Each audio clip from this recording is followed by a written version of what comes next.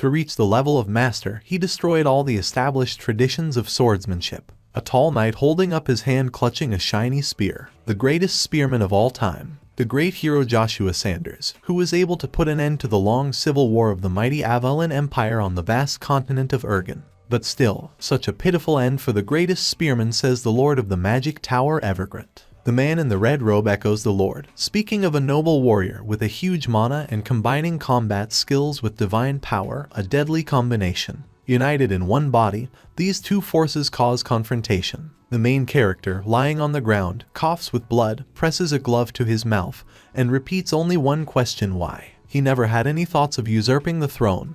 He was never interested in it. He only wanted to show the world the greatness of the weapon called spear, and get rid of the sorrows of the vicious circle. I wanted to be a shield protecting my empire for the rest of my life. The main character continues his speech, shaking with pain on solid ground, when the others were only silent and looked at his death. The main character, overcoming the pain, says that he wanted to help his emperor, the only close friend. The emperor of the Avalon Empire, Caesar Ben Britain, is also present there and watches the torment with a hard look, pursing his lips. Joshua only wanted to put an end to the empire's long civil war now, but again asks them why, while a bloody murder weapon hangs over his head. The Lord of the Tower, without letting him continue, turns to Joshua and says that there are people in the world whose existence in itself provides a great threat. He clearly means Sanders. The ruler believes that now that the civil war is over, the emperor has risen to the highest position, where he can achieve anything he wants without any threat. The only one the emperor is afraid of is Joshua. The main character grabs his heart while keeping the mask of a strong man on his face and raises a tired look at the ruler. Blood is trickling down his chin.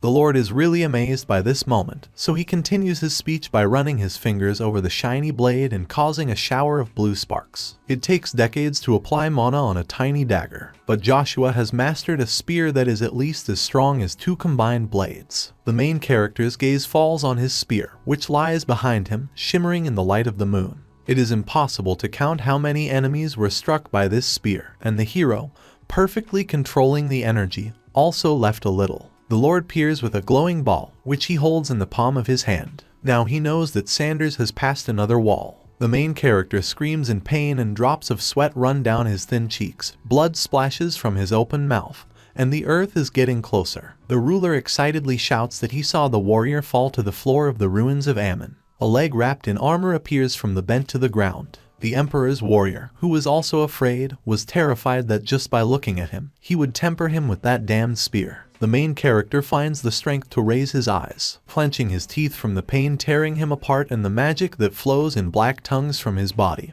He looks into the eyes of the war, who now thanks him. The ruler comes closer, says thank you for everything, admits that without a penny they probably wouldn't be where they are now. Dawn is already coming and a red glow is pouring between the bare branches of the forest edge. The penny digs his face into his hands, completely falling to the ground. The ruler, bending down to bow, pretends to be sincerely grateful for everything to the main character, and he says goodbye to his old fake friend with a nasty smile, and his eyes are burning blue. Even though already lying flat on the ground, the main character is still looking at them, and his face will stamp in a puddle of blood. He is silent, unable to say anything in answer. I can't watch the death of an old friend. The emperor turns away and leaves, trying to look straight ahead. His long blonde hair curls behind his back and everyone else follows him too. With all his might, the main character screams almost hysterically, splashing saliva, addressing Caesar Ben Britain and warning that this is not the end. Caesar, breaking into a grin, disappears into the thicket with the rest, leaving the great penny. The Lord of the Tower is walking next to him, having already stopped smiling and building compassion and sincerity. He hid a ball in the sleeve of his robe and walked along looking somewhere into the distance. Everything lights up with a blue glow,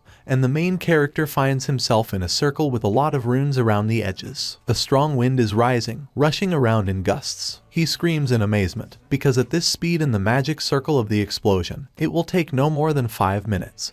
But everything will be useless. The greatest night of all time. Nonsense. The main character answers himself and bangs his fists on the ground in despair. A poor knight who is eventually betrayed by a loyal friend and will end his life in the nameless wilderness. That's who he really is. The vortex continues to buzz and circle. The magic circle becomes brighter, gaining its strength for an imminent explosion. Breaking into another hoarse scream, the main character curses deafeningly loudly. His spear on the side lights up with fire, and he calls his name in disbelief. A blood-black spear, nicknamed the Reaper of the battlefield. Coughing and grunting, the hero reaches for his weapon again, shouting the name Ruja. He thought that there was a special power hidden in him, but he had no idea that. Come on. He reaches out with trembling fingers for the magic circle to the flaming orange splashes of the spear. He did not know that it would manifest its power right now. Burning with yellow-orange flashes and lawsuits, it calls for perseverance with its appearance. Just a little more and Sanders was able to grab the spear with a strong grip.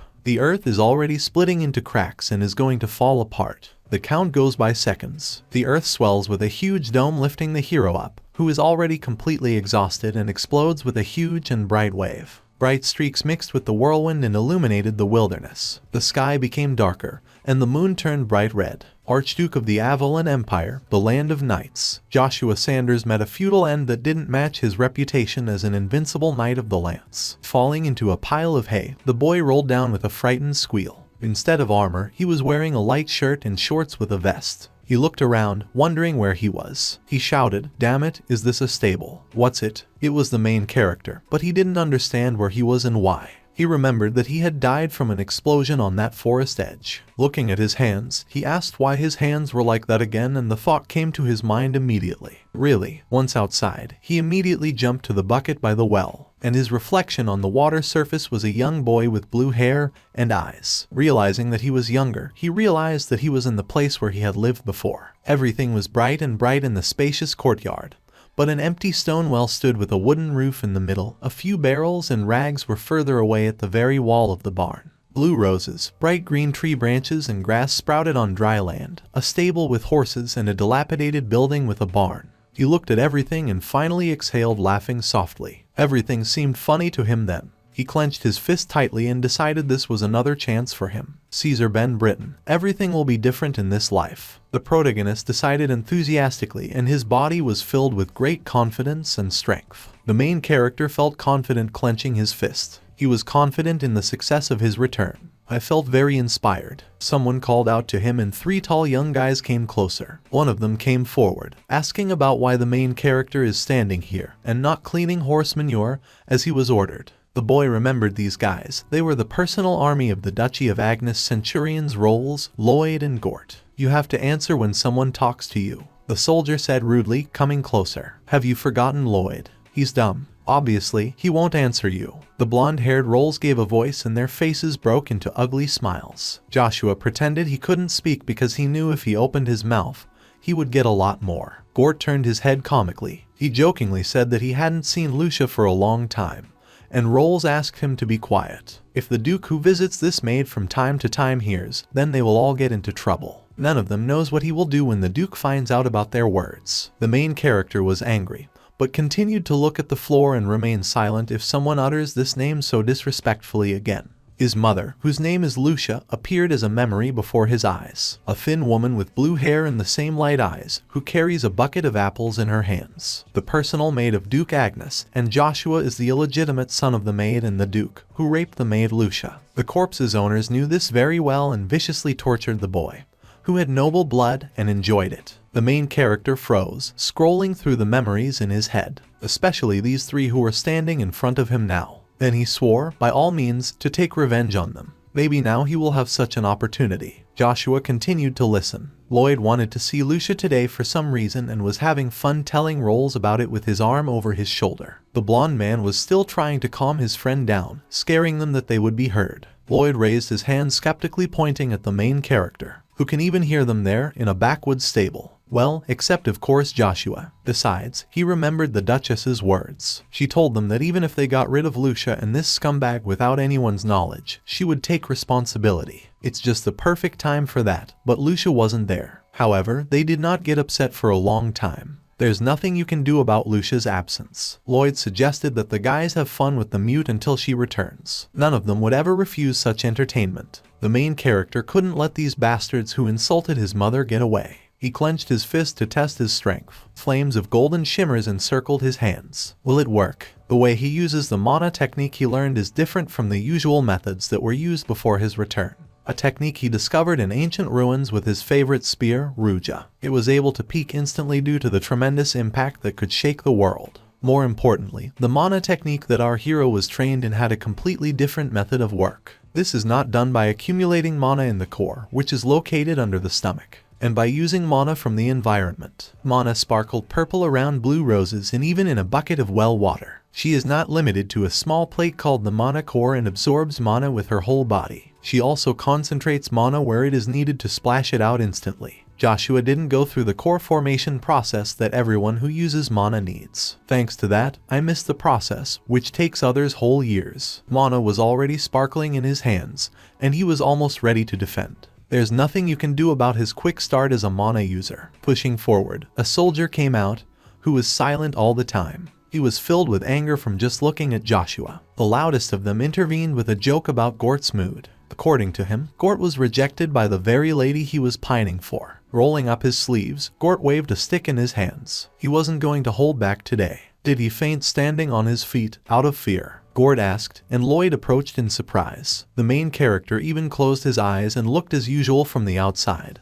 But in fact, he stubbornly accumulated strength for a blow. Just a handful. He only needs a handful of mana. Before his return, it took him 10 years to figure out how to move at least such a handful of mana, but now he knows how to do it. His eyes flashed in the light, and he boldly looked into the eyes of the attacker. Gort was furious and shouted, "This is a surprise." He rushed forward with a swing, but the weapon flew out of his hands when Joshua, having accumulated enough strength in his fist, hit the soldier. Together with the bully, fragments of a knocked-out tooth flew to the sides. He collapsed on the grass, groaning in pain. The others were surprised by such a reversal. Rolls thoughtfully looked at the lying colleague. Something sticky and disturbing pulsed in the stomach of the main character, and it was quite strange. Under the stomach is usually empty. He is sure that this has never happened before. The loud guy snapped the scabbard, drawing his sword. "You must be crazy to want to die like that," he muttered, advancing on the boy. The hero knew that it was dangerous to go against a trained soldier with this childish body. But if he could bring down Lloyd, who would come at me? Most likely Rolls would not attack, since he was the most cautious of the three. "We need to do it again." Lloyd swung with a shout. "Consider today your last day. I'll kill you." The soldier continued to shout as he struck. The blade whizzed through the air,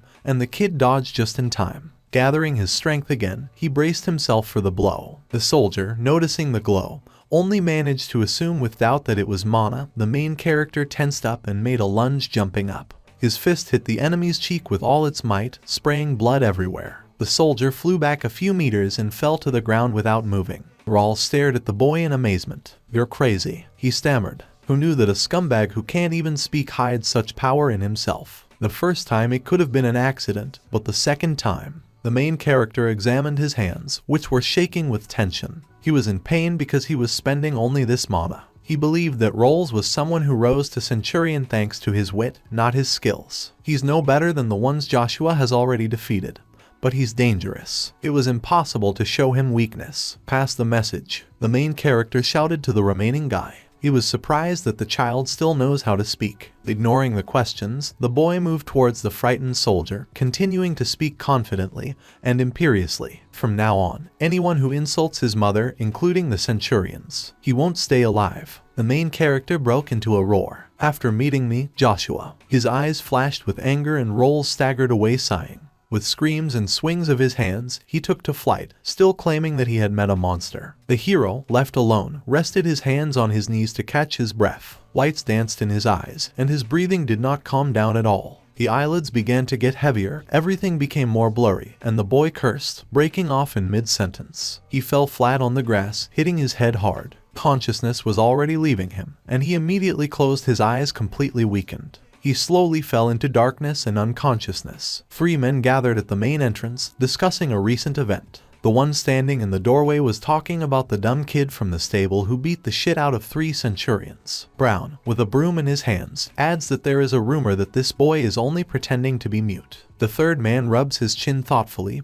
reasoning aloud. Young Master Joshua beat 3 Centurions, even though he is younger than the young Master of Babylon by more than 5 years. Something is clearly wrong here. Angry laughs at these words. He's sure it's just exaggerated gossip. Would anyone really believe that a dumb kid whose family abandoned him a couple of days ago is capable of beating 3 Centurions with his bare hands? Even if this Joshua's skills are recognized, he won't be able to defeat the young Master of Babylon. Brown agrees with these words, especially since young Master Babylon has already become a mana user. Even Grand Duke Agnes, who is a master now, only became a mana user at 16. Young Master Babylon is only 14, and he already uses mana. Therefore, he must be an outstanding genius who will one day displace even Duke Agnes, who can compete with him for the inheritance. Yes, it's simple. He turned to the door to leave, leaving the last word behind him. It's just not possible. Joshua himself was standing in the doorway right behind them. He boldly and seriously looked straight into the man's eyes while clenching his fists, stuttering in fright. He even at first wanted to call the boy by name as before. He didn't understand since when he was like this. The main character Joshua just waved his hand, stopping the man. Go and tell the Duke. He was looking at them indifferently again, and a dark and dangerous aura emanated from him, ordering him to say that he, Joshua von Agnes, had arrived. The boy passed by heading on. At the same time, a frightened Rolls was leaning at the Duke's table. Broken armor lay next to him. The Duke asked the name of the soldier again and, having received the answer, asked the battalion. Rolls spoke loudly and clearly, as befits a man of his status, but his sweaty forehead and abrupt movements betrayed his fear. Griezmann's battalion, Chiffon. The Count asked the advisor and then only nodded, asking to hand over the damaged armor. The leather thing was torn in the middle and turned white in places. You mean the person who did this is Joshua? The advisor bent down slightly, attracting the soldier's attention. Think carefully. If even one word of what the soldier said is false, there will be no forgiveness for him. Rolls swallowed loudly, lowering his eyes. He repeated it again. His words are not lies. Angus asked his advisor's opinion and he was honest in his response. He doesn't need to say that it's all hard to believe. The Lord himself also understood that everything was really improbable. Joshua is now 9 years old. Consider that he destroyed the orc skin armor at that age with his bare hands. This is only possible with the help of mana. Chiffon stretched himself to the string, apologizing for the rudeness, but still repeated his words about the impossibility of such a situation. After all, there was not a single case in the history of the continent in which someone could use mana in a real fight at the age of 9. And even if the young master turns out to be a genius, you need at least to be a very talented knight of rank B to cover your hands with mana. The Duke looked at him, allowing him to continue his speculation and speech. Chiffon fixed his tenacious gaze on the bent soldier and menacingly said that it was more like people were afraid that others would find out about the mockery of him. And because, now the advisor was shouting, they came up with an excuse with their worthless brains. If you will allow me, my lord, I would like to take him outside and teach him a lesson in front of everyone to correct the deteriorating discipline of our army. The advisor finally lost his temper and grabbed the hilt of his sword when Rolls raised his hands and began shouting promises that all his words were true. He was really terrified of the consequences. He dares to raise his voice in the presence of the Duke. The advisor demanded the whole truth from him immediately. Is the bastard going to keep lying? Angus, who had been silent until now, raised his head, urging him to stop swearing.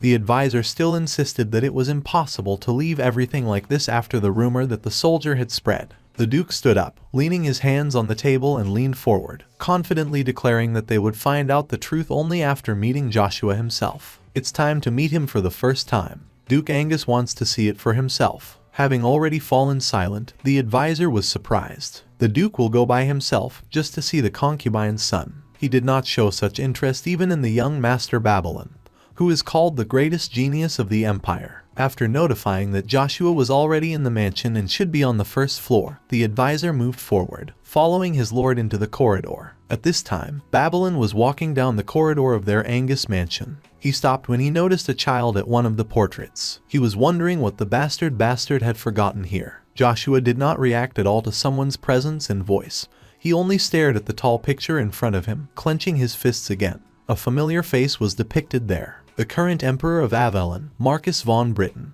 When the boy looks at this picture, he feels nothing but anger boiling inside and a desire to tear and throw everything around. He saw the old man with the old man and his old friend.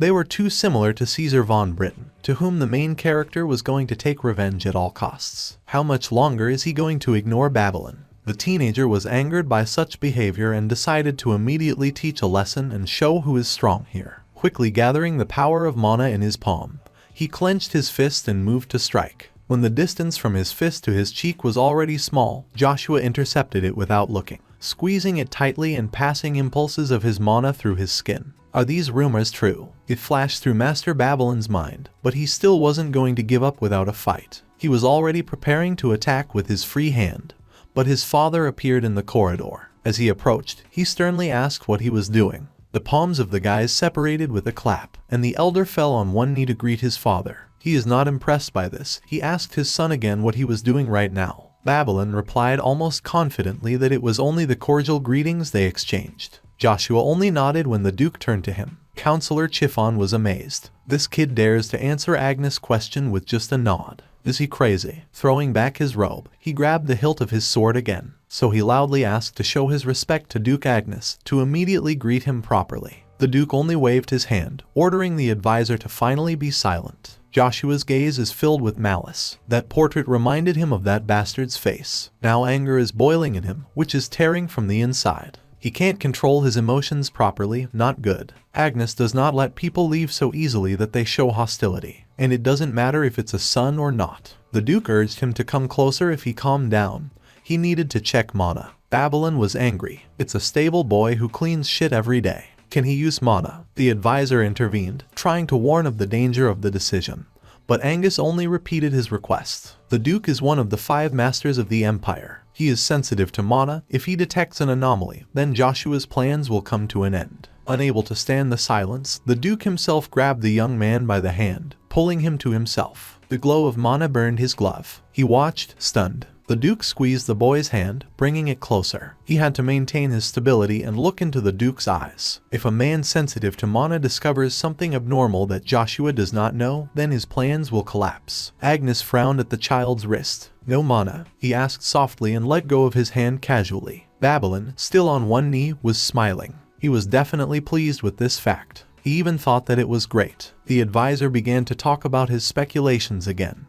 But the Duke, after listening to him, still said otherwise. He's not talking about the core. A person should initially have at least a little Mana. Even ordinary civilians and ordinary monsters have Mana, but Joshua doesn't have it at all. Lack of Mana. It means that this boy is no different from the dead, who move thanks to demonic forces. Perhaps there were cases when someone was born without Mana. The Duke rubbed his fingers, releasing some Mana. He thought it was all unnatural. In the place where Joshua should have a Mana core, there is some kind of sticky mass that emits negative energy. From that moment on, the Duke decided to follow the youngster, which he said with a sly smile. The advisor bent down, lowering his eyes. He admitted that he was blind and did not see the whole situation with the Centurions and their gossip. The Duke only turned aside, saying that there were enough empty rooms in the mansion and Joshua would stay here. Babylon was annoyed. He did not understand how and why this man dared to stay with them to live.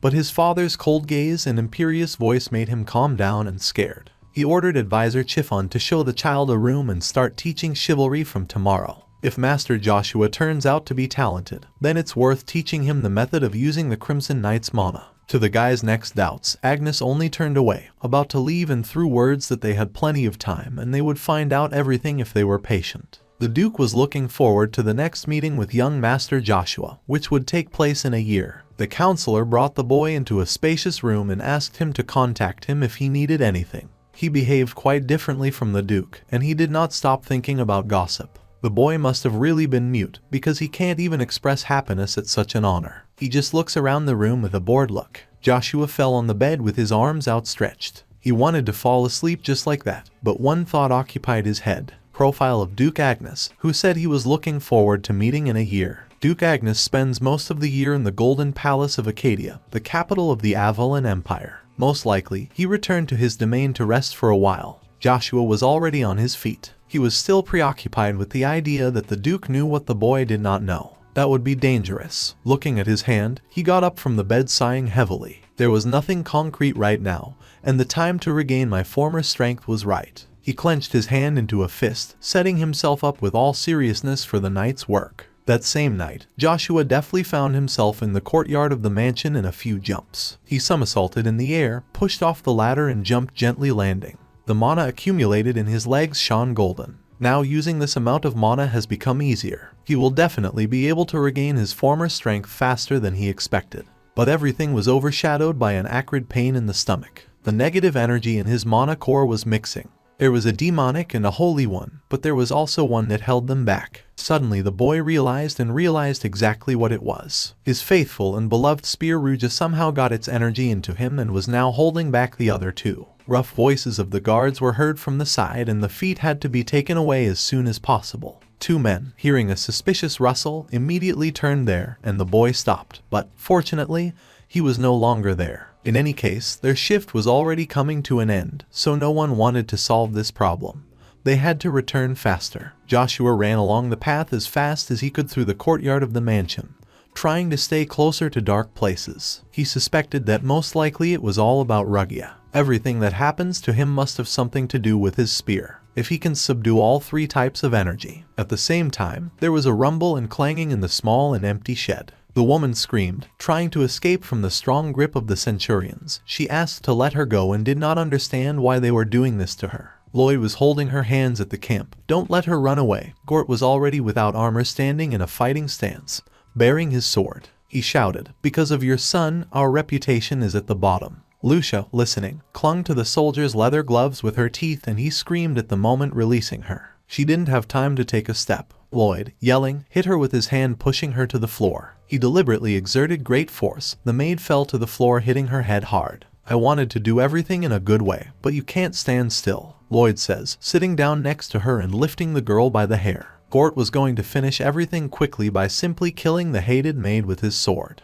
He told Lloyd to hold her tight. Rolls was there too, but he wasn't as active as last time. He grabbed the evil Gort by the shoulders, trying to stop him. He said that if Joshua found out about it, they would all be in trouble. Gort was determined, and he didn't care about that kid. They came to kill that bastard anyway. The blonde man continued trying to stop his friend. Gort pushed him roughly away one last time and turned around, hissing. The Duchess said she would take responsibility for everything.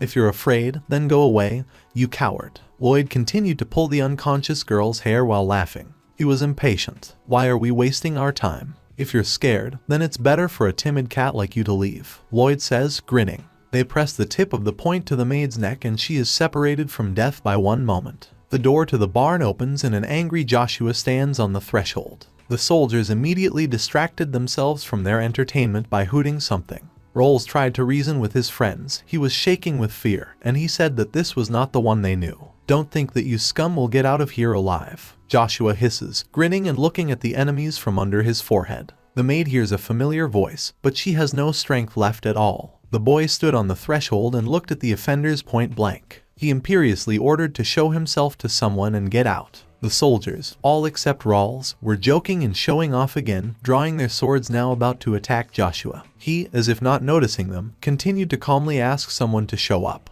Lloyd swore, asking what the kid was carrying. Suddenly a guy hung from the ceiling. He asked how the child found out about his presence and jumped to the ground. It was Nightcoin. The cross on his chest was one of the Duke's 3 knightly orders. This one was the Order of the Crimson Knights. It turns out that the knight was following him. Is this the work of the background? All the soldiers stood up straight, pressing their hands with swords to their chests, and greeting the guy loudly, officially. He just walked by, looking at Joshua. The boy, without showing any emotion, straightened up. I want to ask you, he began. A soldier tried to harm a lady from the Duke's house. Dark energy enveloped the knight, and he froze in place. His overwhelming power wasn't working, and he couldn't resist. Joshua asked the latter, according to the military regulations of the Duke's house, what will happen in this situation? The knight gripped his sword and, unable to resist any longer, shouted, immediate punishment. Cain rushed forward, pulling his blade out of its scabbard and immediately stabbing Lloyd, who froze, not having time to defend himself. The soldier gasped as the blade passed from the side of his armor, slicing it to shreds. He made a lunge and bent down, bringing the sword behind his back. Gort was next. He grasped his sword with both hands and swung, intending to attack. The moment was right, because Cain bent down, revealing his neck. With a shout, the soldier struck with all his might,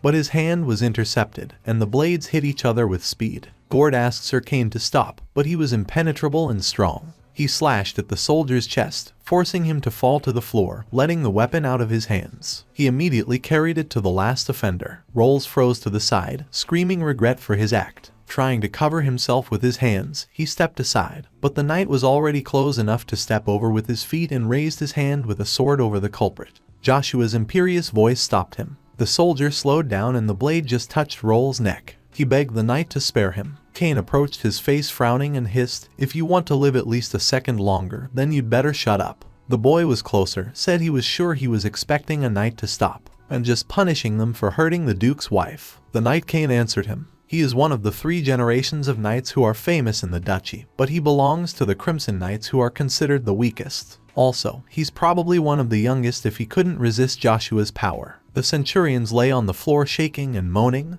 They were exhausted. After seeing how the knight defeated the centurions after 1 or 2 swings of the sword, Joshua is sure that even among the knights of C rank he is the strongest. Knight Keen, isn't it? The boy asked, drawing his attention to himself. Let me ask you something before you do anything. Who do you serve? Joshua said sternly. The soldier, looking at him, replied, to Duke Agnes. Joshua raised his head confidently and poked himself in the chest.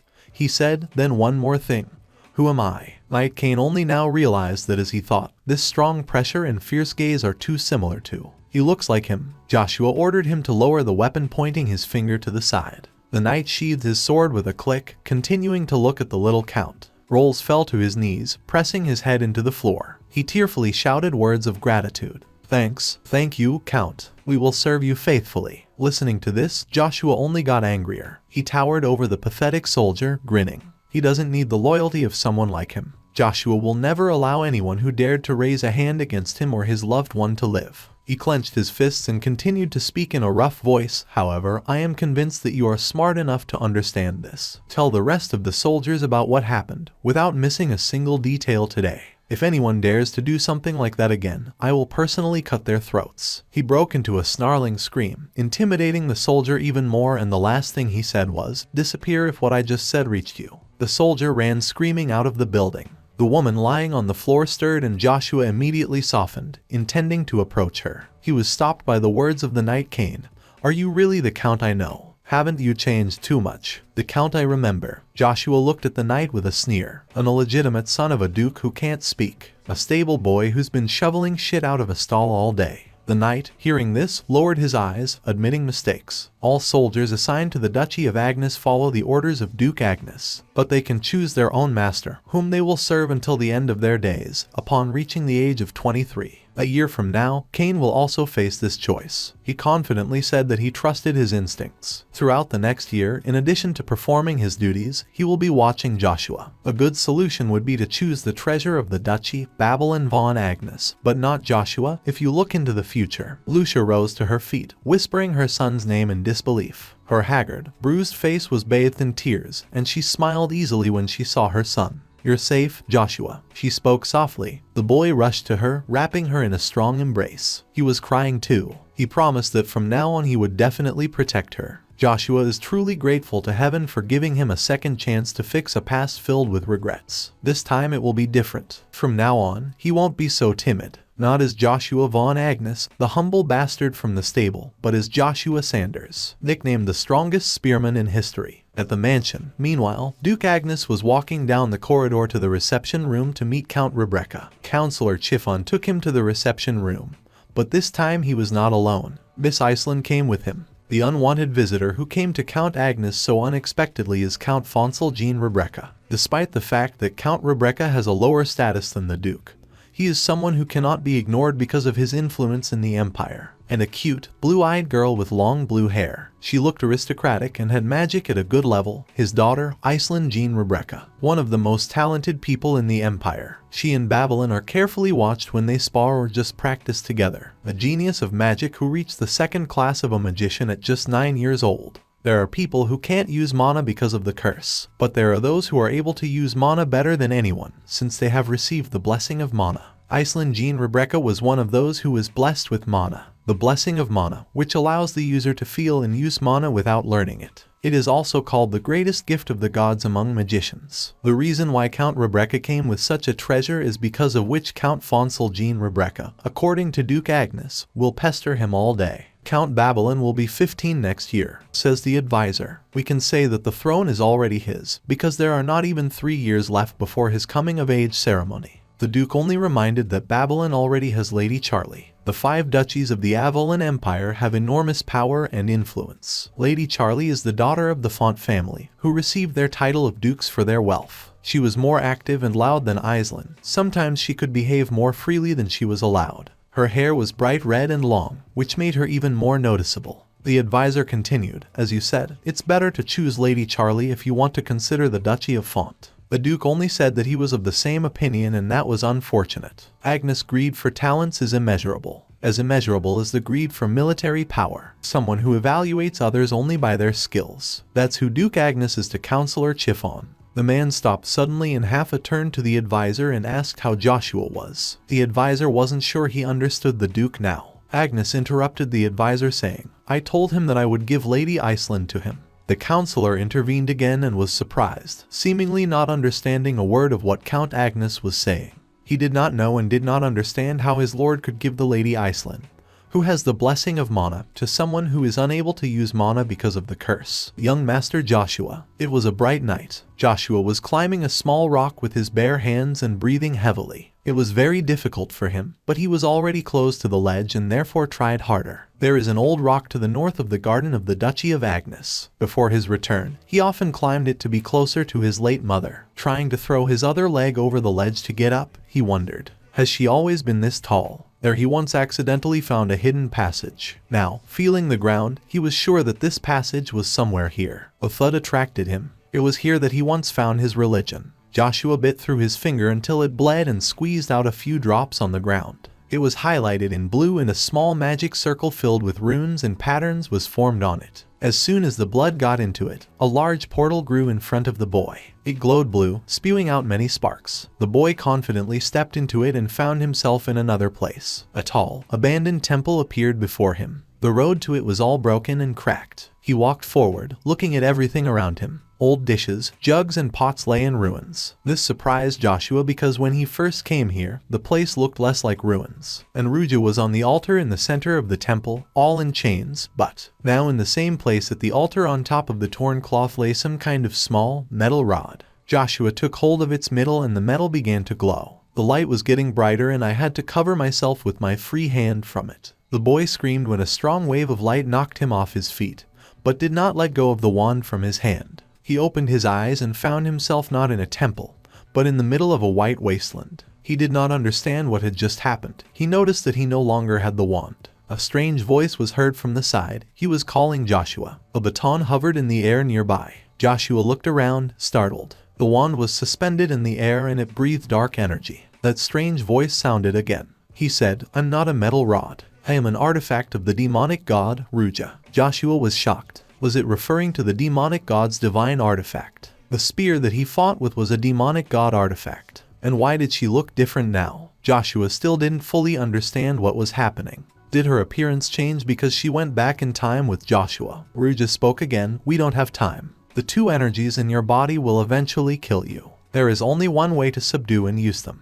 Get your power back as fast as possible. In your condition, you will have to reach the 4th stage of magical spear handling." The ancient spear technique that Joshua studied, the magical handling of the spear. This technique that he had learned about, combined with his mana technique, gave unprecedented power. All the knights of the continent of Igrant used only swords and nothing else. Spears were considered weak and useless toys. However, before his return, only a few people could defeat him. Then he was in the 5th stage. Speaking of ranks, a ranked knights could use mana to create swords. These masters were the strongest and absolute ranks. Although the magic possession of the spear was divided into 8 stages, at the 5th stage he was definitely considered the greatest knight of the empire. So, even if he reaches the 4th stage now, he will not be inferior in strength to the strongest B-rank knights. The boy looked down at his hands. He is sure that it should not be difficult, given that he has already done it, but he does not have much time. In this state, it will be difficult to train mana. The one spoke again, "Don't worry. As long as I'm around, you'll be able to use mana to some extent without consequences." This news greatly improved the mood of the boy.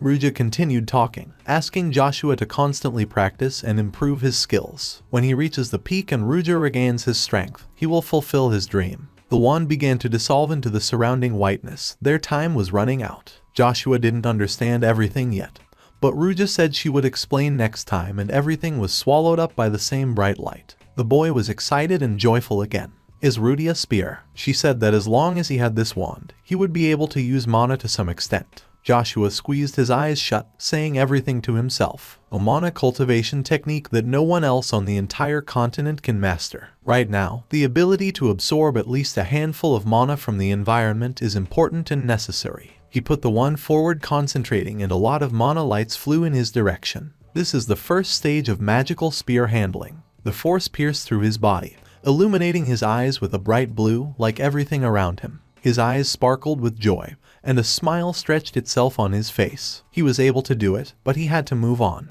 He lunged forward, bringing the baton behind his back. The first stage of magical spear handling, the first style. Streaks and vortices of energy began to fly up to one of the ends of the weapon. Concentrate mana at one point, that's what you really need, and then send it forward to hit the target with an explosion. Pulling out the rod, he pulls it forward, accumulating all the energy at its end. A cloud of magic flies through a large shockwave, which crashed into a stone wall, destroying it. Joshua knew that he would succeed. He grinned, gripping the weapon tighter, looking at the damage and the result. I will train hard and take everything away from you. The boy thinks, this is just the beginning. Caesar von Britain. In the reception room of the Duchy of Agnes, 2 counts and their daughters settled down. The butler who was standing in the corner cleared his throat, announced the arrival of Duke Agnes, and everyone turned towards the door. The Duke entered confidently with his advisor. He was immediately greeted by the red-haired Lady Cheryl. She knelt down, holding the dress in her hands. The Duke asked what had brought her here so late, to which an apologetic vassal of the House of Fun immediately approached them. He explained that Lady Cheryl's harassment did not stop, so they were forced to pay the Duke a visit. Agnes smiled, saying that apologies are not necessary. They, living in the same city, rarely get to see each other, so this is a great opportunity. He joked that since Vassal Cox apologizes so much, he could work for them. Lady Cheryl put her hands on her hips and said, laughing, "My lord, even though we haven't seen each other enough, you're going too far. How could you so shamelessly try to steal someone's treasure?" Cox, embarrassed, tried to stop her, but she wouldn't listen. The Duke laughed. Now it's the Cheryl he knows. Her respectful greeting made me think, is it really Cheryl de Font? The girl gracefully folded her hands while Cox had been trying to persuade the lady to stop for a long time. Her new question made him cough. As I heard, Babylon has already reached C rank. It's true. I thought maybe I should be considered a genius too. Cox bent down as best he could, muttering that he offered his deepest apologies for the fact that his mistress had gone too far, because she was not so mature yet. Lord Agnes just turned around to approach his next guests, and said that everything was fine, because at her age it could not be otherwise. Cheryl showed her displeasure by whispering something to the vassal. Count Fensel Jean Rebecca was patiently waiting for the Duke's arrival, and Iceland Jean Rebecca herself was standing next to him, bowing her head modestly. Duke Agnes whispered something under his breath and apologized to the Count for keeping them waiting, completely forgetting. The girl bowed, picking up the edges of the dress, greeting the Duke. Iceland Jean Rebecca is the daughter of Count Fonsel Jean Rebecca. Miss Cheryl was extremely outraged by Iceland's arrival. Folding her arms over her chest, she turned away, asking why she had come here. Cox was still trying to calm the lady down and asking why she was behaving like this today. Cheryl exclaimed, smiling. She had heard that the Duke's illegitimate son had beaten 3 centurions. Without hesitation, she asked if it was true. With one look, she ordered the vassal to calm down. Did she say something wrong? Cheryl is just curious. Cox's whisper was interrupted by the Duke's advisor. He assured the lady that it was just a rumor. Young Master Joshua is not only weak in body, but also has a mana curse. The advisor still insisted that such a person could not beat 3 centurions. Fonsel was as surprised as the others. He threw up his hands, saying, "Is this true? Does the second count have a mana curse?" The Duke, hearing the guest's words, immediately invited him to take a look at young Master Joshua. Fonsel is one of the few magicians of the 5th level of their empire. Such a magician is more susceptible to magic than a knight like Count Agnes, so I would like to hear Rebecca's opinion. Without hesitation, Jean Rebecca agreed to the offer. He was well aware that he could use this opportunity to improve his position in the eyes of the Duke. Counselor Chiffon again intervened with a suggestion. He believed that it was possible to look at young Master Joshua's condition first. Duke Agnes did not immediately understand what he meant. Chiffon suggested, looking confidently at Agnes, that before he went to the capital, it wouldn't be better to confirm if Joshua had a mana curse. They will also be able to find out how true the rumors are. And how are you going to do it, Chiffon? The Duke asked, not looking in his direction and thinking. Chiffon wanted, if the Duke ordered, to summon a suitable knight from his banner to conduct a duel. The Duke looked at him uncertainly, asking, a knight of the Crimson Order just to arrange a duel with a 9-year-old? The advisor was more confident in his proposal. It just so happens that they have the right person. He knew that if the Duke saw it in person, he would be satisfied. The next day, there was a knock on a tree in Chiffon's office. He had received Kane's report on the altercation with the Centurions. The knight, pressing his fist to his heart, confidently confirmed that all this was true. The advisor tilted his head, squinting. In accordance with the military regulations, Knight Kane has the right to subject someone to immediate punishment. He asked the knight if he didn't think everything was rushed. Upon hearing the knight's next answer, the advisor went berserk. He jumped up from his chair, banging loudly on the table. He asked again if what Kane had told him was true. These scum wanted to harm the lady of the Duke's house. They dared to do this to Lady Vanessa. Chiffon clenched his teeth, frowning, anger bursting inside him. Not with Lady Vanessa, but with Lady Lucia, Kane said without removing his leather-gloved hands from his chest. The advisor fell back into his chair sighing. His hands casually dropped onto the armrests. He spoke in a slightly tired voice. So you're saying that you disabled 2 centurions for the sake of a concubine? Kane, without hesitation, replied to the advisor that Lady Lucia is an honorary lady of the Duke's house. She is not someone whom ordinary soldiers can harm. Their actions were both an insult and a challenge to the Duke. Kane was ready to be punished if he did something wrong. Chiffon rubbed his chin and looked away. He said that now was not the time to think about it and gave a new task. Today there will be a sparring with young Master Joshua, so they decide whether young Master Joshua is subject to the Mana curse. The Duke still can't believe that Joshua is wearing the Mana curse, and this will become a hindrance to the young Master of Babylon. Kane, with his hands clasped behind his back, listened attentively, and then asked, does the advisor really think that the young Master of Babylon will be removed? The advisor was beating his fists on his desk again and shouting, asking Kane not to talk nonsense. Young Master Babylon is a genius that cannot be found on the whole continent. The knight thinks he will descend to some kind of pebble that can be kicked. Kane was silent in response. The guy he saw with his own eyes was a meteor, opening the boundless sky to destroy everything on Earth. Not a pebble in any way. Chiffon continued to say, all Kane needs to do is inject mana into Joshua during sparring. No one should notice this. If the boy really has a mana curse, then his body will reject this mana. When mana enters a person's body with a mana curse, it acts like poison, so he dies within 10 days. The knight knows that the advisor is on the side of the young Master of Babylon, but could not imagine that he would show his true face in this way. The advisor only ordered the knight Kane to wait near the small sparring field, if he understood everything. The Duke and Count will be there soon. Already on the small sparring field, the knight pulled out a training sword examining the hilt. Even if it's an order from his superiors, he won't harm young Master Joshua as long as he looks after him. Joshua himself appeared to the side. The boy looked serious again and clenched his fists. Did you hear we're sparring? The knight confirmed this, mentioning that the goal is to test the Count's abilities. The Duke plans to organize a duel. Joshua smiled contentedly. It looks like the Duke was able to find out about his capabilities. Well, he will demonstrate them. Knight Kane put the sword back in its place. Don't worry, he said. I'm not going to fight you in full force. Joshua asked again, smiling, aren't you going to fight me in full force? Don't be ridiculous. Are you going to check on me? The right to choose a lord is the exclusive power given to knights, but, on the other hand, a lord also has the right to choose his subordinates. Joshua didn't plan on trusting his back to someone so insignificant and weak. He noticed the confusion on the knight's face and continued his speech. If you want to see the real me, then try. That's what your sword is for. He said it confidently and directly. Duke Agnes appeared behind them, along with his guests and advisor Chiffon. Kane immediately formally greeted the Duke, while Joshua just stood there. The advisor decided that, as he thought, the boy had no respect for Duke Agnes. Joshua got down on one knee and put his hand on his chest. I, Joshua von Agnes, greet the Duke, he said confidently, bowing his head. The Duke grinned slightly. He didn't recall teaching the boy etiquette, but he's not doing a bad job. The advisor behind him was grinding his teeth in anger. Joshua replied that he was learning by watching. I was told that you would like to test me, Joshua says, grinning. The counselor speaks again, addressing the boy as young Master Joshua. According to him, there was a misunderstanding. This is not a test of the Duke, but his attention. He only wants to study his ailment better in order to cure him. Agnes frowned, listening to the advisor talking too often. The advisor, this bastard, was on the side of Babylon. That's why he arranged all this to kill Joshua. There was no doubt about it. Kane was already fully ready for sparring and was waiting for the order to be given.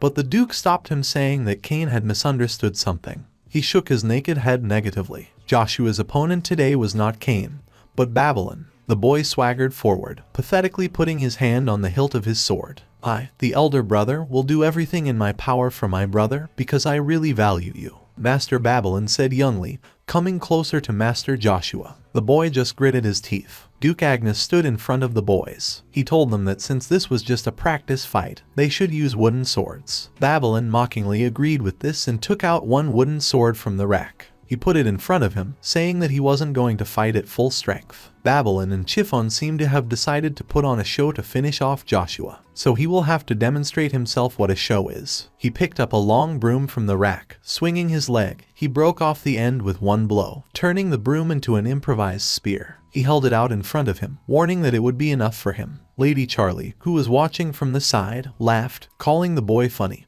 Her vassal again muttered something about the prohibition to say such things. The counselor stepped forward, marveling at Joshua's stupidity. "This is not a joke. What are you going to do with this stick?" The counselor walking towards Joshua was stopped by the Duke's hand. The man, ordering the chief to stop, asked the boy if he was sure of his choice, to which he confidently replied positively. "Well, I ask everyone to take their seats," the Duke said, deliberately looking directly at his advisor Chiffon. Then he turned to his son Babylon with a warning that he should not use mana. Babylon told him not to worry, but added to himself, using mana on this bastard would be a waste of both time and mana itself. Cain, standing among the spectators, did not understand what his Count Joshua was thinking. Both boys were already standing on the playground, each clutching his own weapon. "You think you can handle me with this stick?" Count Babylon openly mocked the opponent's weapon, saying, "Okay, it seems to me that a rod like this is great for you, mute. That cleans up the shit behind the horses." Duke Agnes loudly and solemnly announced the start of the duel. They charged at the same time. Joshua was quicker and the end of his wand was at the Count's cheek. Babylon tries to dodge and bends sharply, avoiding the blow. "It seems you know a couple of tricks, but it's useless," he shouts, swinging his sword. "They say he's a C-rank knight, but he's quite ordinary. The only thing he has is speed." Joshua is completely focused and makes every effort, putting all the power into his punches. He hits the opponent's attacking hand hard with a stick. Babylon starts to get angry, because this bastard dares to do such a thing. He turns around and immediately swings, continuing to say, "You're just an illegitimate child who can't even be a soldier. How dare you?" Anger in battle is not the best choice. While Count Babylon was talking, Joshua managed to think through the following actions and hit the opponent exactly in the stomach with a stick. He was thrown back, and the air completely left his lungs. Joshua just looked into his eyes, expressing no emotion, grunted, pursing his lips, and increased the pressure of the stick on the skin. The young Master Babylon looked weakened. He was shaking, foam was dripping from his lips, and his face was tense. He was clutching the end of the spear with all the anger that was in it. Joshua thought, "Not bad, Babylon. Now keeping such a distance." The boy's face lit up with radiance. Babylon disobeyed his father and broke the rules, still using mana in this fight. "Know your place," Babylon shouted, about to strike with a sword that had accumulated a lot of mana on the blade. He uses mana at such a distance, which is very dangerous. Duke Agnes was about to run to them and warningly asked his son to stop right now. A huge explosion filled the room and everyone had to close their eyes. The energies of the fighters mixed, creating a mess. The bright shell hid the graphs for a second. Opening his eyes, the Duke looked incredulously at his son Babylon. All the spectators got to their feet, groaning and looking at what was revealed after the scattering of light. Babylon was weakened and held in his hand a training sword broken almost to the ground. Joshua was holding the gun with both hands. Before that, the usual wooden stick from the mop was now shrouded in mana. Count Rebecca was greatly surprised. No one doubted that it was mana. Babylon just grinned and clenched his fists harder. He said, "Lies. Does such a bastard have mana?" A memory surfaced in his mind of how his father abandoned him at the end of a conversation with Joshua the first time they met,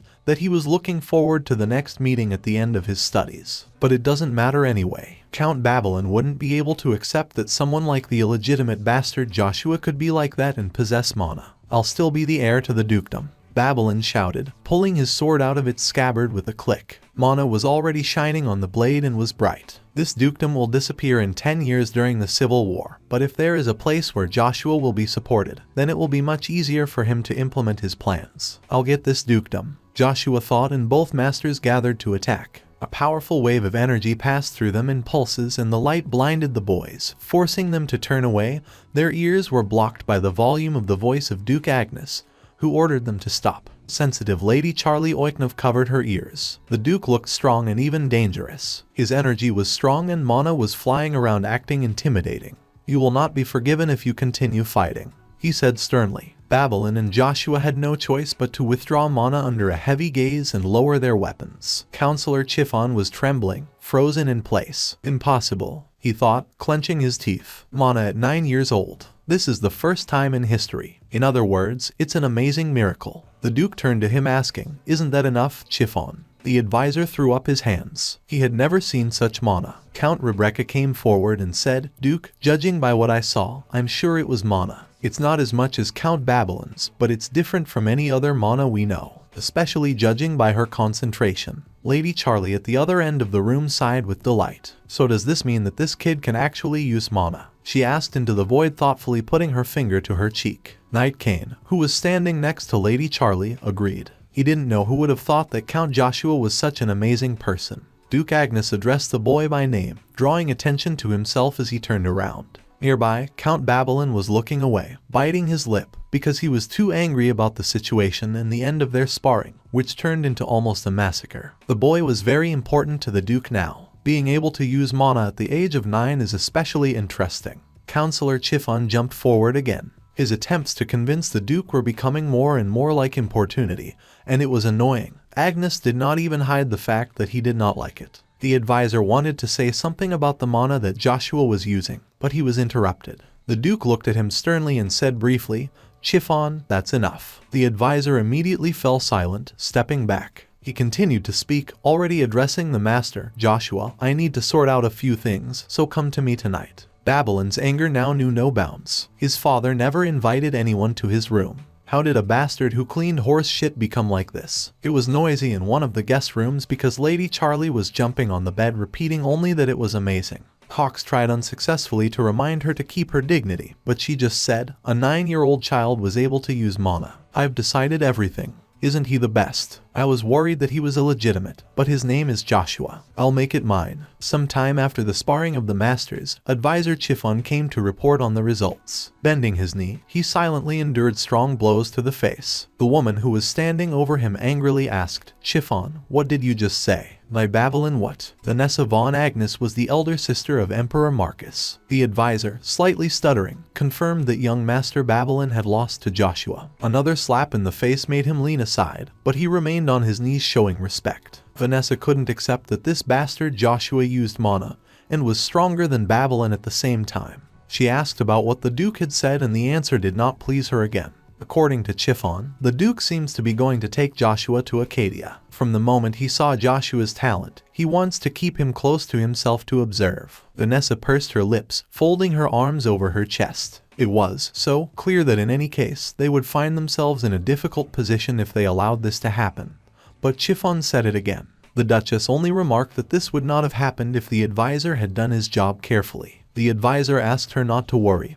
He knew how to fix everything. "It's just my guess," he began without looking up from the floor. "But I'm sure Duke Agnes will want to let the whole empire know that Joshua is a C-rank mana user." Not only the Duke, but also 2 other counts saw Joshua's abilities with their own eyes. Even if it wasn't mana, the Duke would want to test Joshua. "In order for you to be officially recognized as a C-rank knight, we must demonstrate our skills in a real battle against the Royal Knight." "Is that really the case? Will Joshua have to fight the Royal Knight?" Duchess Vanessa smiled insanely. She was pleased with how these events could unfold. She concluded that for the first time in a long time she should contact her uncle. Joshua knocked on the massive door and, having received permission, entered. The room looked more like an armory, because there were a lot of armor and racks with swords, spears, and shields against the walls. Silver light fell down from the ceiling, and in this circle Duke Agnes stood with his hands folded behind his back. Joshua immediately got down on one knee to greet the Duke formally. "Who are you?" the man asked, turning around. "I'm Joshua von Agnes." The boy answered immediately, without getting up from the floor. He had changed a lot. As it seemed to the Duke, it had been a long time since they had last seen each other. The Duke, frowning, asked if he hated him. Joshua replied, "I don't hate you. I was afraid of the royal palace and hid my abilities, so you couldn't expect much from me. However, I have one request." The Duke grinned, asking if the boy wanted an apology. For Joshua, this was unheard of. Some kind of apology in fact does not mean anything at all. The request concerned a trip to Acadia, and Joshua was sure that the Duke would take him there for several reasons. Firstly, Babylon was the heir until that moment, but then Joshua came. Therefore, the Duke will have to take the boy out of here to avoid trouble. Secondly, the Duke's own reluctance to let Joshua go was too clear and high. The man understood that the boy was talented not only in fighting. If only he had noticed it earlier. Joshua rose to his feet with a confident look at the Duke. If he can become strong enough to surpass even Agnes himself, then the duchy will be able to rise again. There is a possibility that it will rise so much that no one will have to worry even about the royal palace. Listening to this, the Duke gets the impression that Joshua has enough strength for this. He doubts it. Joshua is not at all confused or puzzled by this. He is sure that at least he will not disappoint the Duke. The young man was really unique. Not everyone could be so calm, standing right in front of the Duke. Joshua spoke so confidently, as if he knows an option that meets those requirements. Joshua understood that the Duke must be thinking about sending him to the Acadia Academy. All children of noble blood should study at the academy for 6 years, from 5 to 15 years. There is also an opportunity to graduate earlier for those who have the same abilities as Babylon. The reason why the royal palace created this system is to be able to keep children in the academy in order to maintain the loyalty of the nobility and recruit outstanding talents. As the boy said, it is true that he will go with the Duke to the city. In addition, the Duke will be able to personally train him if he is around. This is just a great opportunity to learn the art of the sword from one of the 5 masters of the empire. But, however, the Duke is a master of the sword, and Joshua wants to use a spear as a weapon. The Duke was thinking about this because the boy was sparring with a useless stick one-on-one. Agnes didn't understand if Joshua really wanted to use the spear, and released mana. Joshua closed himself off from the huge, bright blue streams by clenching his teeth. There was a huge amount of mana, even it was difficult to stay on your feet. However, as much as Agnes is proud of his sword, Joshua was proud of his spear. Joshua continued to resist the mana flying at him and shouted that he would destroy anyone who stood in his way with a spear, even if that someone is one of the 9 stars like Lord. The Duke grinned at such confidence. Did the boy want to destroy 9 stars with a spear? In that case, he will have to show what his spear is worth. The Duke's figure towered surrounded by mana that enveloped the entire space around. Joshua, shackled by the dome of someone else's mana, clenched his teeth. Both waves collided, becoming stronger with each other. The Lord was going to test him. Agnes is one of the 9 stars. Such a good opportunity may not come again. He agreed, but only on one condition. If he passes the Duke's test, then he will have to listen to his request. Duke Agnes immediately agreed. If the boy passes his test, then he can use a spear and the man will listen to his request. However, if he fails the test, he will only follow the Duke's orders. It was clear that his instructions would be to go to the academy and study the art of handling a sword. But this will not happen, because Joshua is not going to hide his abilities. Saying something in an unknown language, the man conjured a magic ball. His spell bounced off the dark tent and dissolved. The ball was flickering blue, and after a bright flash, an elderly man's face appeared behind the glass, which was still vaguely visible. The man hidden under the dark mantle moved away from the ball, warning the one standing next to him that they had finished their preparations. The second shadow took off her hood and Madame Vanessa grinned at the fact that everything worked out. "It's been a long time, Uncle, how are you?" she asked the image in the ball. "Well, I live in a palace. What about you?" The man answered her smiling. Duchess Vanessa lowered her eyes, saying, "To be honest, something has happened in the duchy, so I want to ask you a favor, Uncle."